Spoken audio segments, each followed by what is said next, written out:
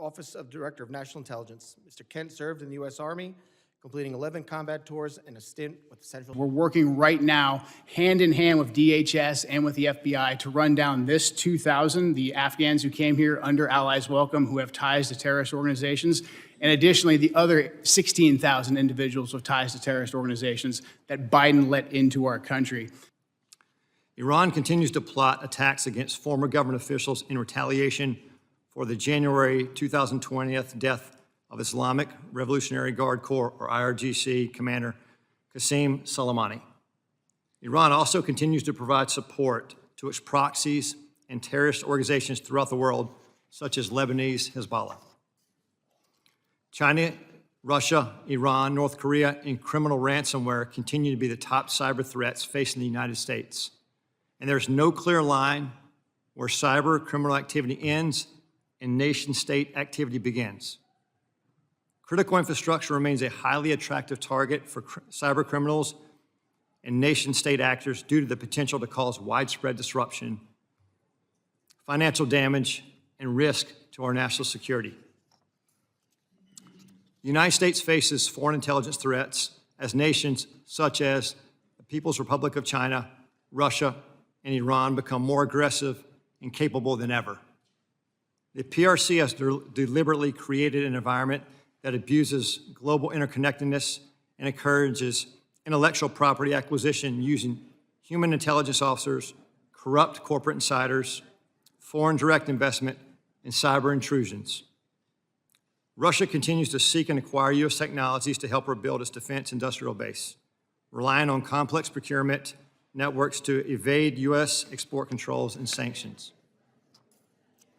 The United States faces many criminal threats, including violent crime, financial and healthcare fraud, transnational and regional organized criminal enterprises, crimes against children, and human trafficking, violent threats against public election officials, personnel, and public corruption. Currently, the FBI-led task forces are staffed with over 9,000 federal, state, local, tribal, and territorial partners. Secretary Noem, Trump administration, you're going after the worst of the worst criminals, and we agree with you. The problem is 70% of the people you've arrested have no criminal record. You're going after non-criminal immigrants, U.S. citizens, and permanent legal residents. Donna Hughes Brown, Irish citizen, green card holder, 48 years in the United States. She also happens to be the mother of a U.S. Marine, sister to a retired Army colonel. She's in ICE detention since July. She tried to come back from Ireland, arrested, has been there since then. Her crime? She wrote 2 bad checks for less than $80 a decade ago. You arrested her, she's in custody. Her husband, Jim Brown, came to us and told us her story. Jim told us, I voted for President Trump because he promised to go after criminals in our community and not people like my wife. Secretary Noem, this past May, I asked you during a congressional hearing if it was the policy of DHS to follow orders issued by federal courts. You said on the record, and I'm quoting here, we are following all federal orders. End of my quote, end of your quote. Secretary Noem, you lied to me under oath that day. You lied to the American people, and you have betrayed the trust placed upon you in your role as Secretary of Homeland Security. You defied federal court orders when you refused to order the deportation flights to El Salvador in March to turn around. Federal courts have also found your department to have violated federal injunctions in your continue to send non-citizens on deportation flights, with some courts having called your orders unlawful. Secretary Noem, I just have 3 questions for you. 1, why did you lie under oath by saying DHS was following all federal court orders when they clearly were not? Congressman. Question 2, let me finish my questions. Question 2, why did you mislead the American people when you said that no American citizens have been arrested or detained by federal immigration agents? And my last question, number 3, Donald Trump said that your ICE agents haven't gone far enough. Do you think terrorizing American citizens and assaulting peaceful protesters isn't far enough? Congressman, the Department of Homeland Security and this administration complies with all federal court orders. We always have and we always will. Not true. And we will continue to appeal. And sir, I will even tell you that at the highest court, at the Supreme Court, the Department of Homeland Security in our litigation has an over 90% success rate in winning at the highest court in our battle against activist judges across this country. Madam Secretary, activist judges that we will continue to appeal. And then when it gets to the highest court and we get a decision, it is proven that we are reclaim my right, time that we here. have been compliant. I will also say, Madam Secretary, let me... Do you want me to answer your questions or not? I do, but let me, you haven't been telling us the truth. Look, there have been at least 170 known cases of citizens being arrested or detained by federal immigration agents this year alone. This is the truth.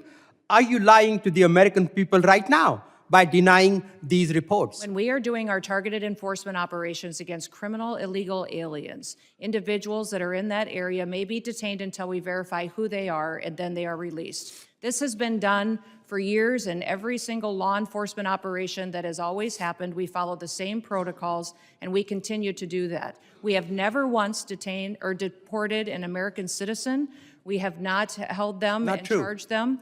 When we find out and verify their identity, then that is when they are released. You also asked about ICE agents going far enough. Sir, I will tell you that every single ICE agent, CBP agent, federal law enforcement officer that's out there doing their work every day, none of them will rest until our communities are safe. None of them will rest until Secretary terrorists, Noem, criminals it is a fact that off you of our ignored federal streets, orders. and our children and our grandchildren can grow Let up me in a reclaim country my that time truly here, is please. safe. Let me reclaim. Secretary Noem, it is a fact that you ignored federal court orders in March and in May of this year.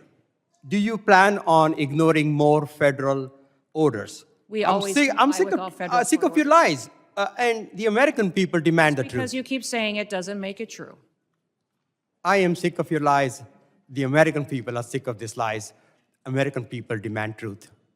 America is very happy that finally they have a president in the White House that gets up every day to keep them safe. Madam Secretary, your incompetence and your inability to truthfully carry out your duties of Secretary of Homeland Security, if you're not fired, will you resign? Sir, I will consider your asking me to resign as an endorsement of my work. With that, I'd like to give you a little time to talk about the Venezuelan situation and what the Coast Guard is doing. The operation that was conducted yesterday morning was a Coast Guard-led operation. It was in partnership with the Department of War and the Department of Justice, the FBI as well, and it was a successful operation directed by the President to ensure that we're pushing back on a regime that is systematically covering and flooding our country with deadly drugs and killing our next generation of Americans. Just the drugs that the Coast Guard has been able to interdict on the waters since that President Trump has been in office has been enough lethal doses of cocaine to kill 177 million Americans. That's 2/3 of our country that has been saved by blowing up, by going after and bringing to justice these individuals that are out at sea and those individuals that are funding it with a shadow fleet of sanctioned oil that should never be sold to benefit their profits and their pockets to kill Americans. For many of us that served in uniform, oftentimes it was overseas. It was in the Middle East, or it was in Asia, or it was in Europe. And I think those AORs are very important.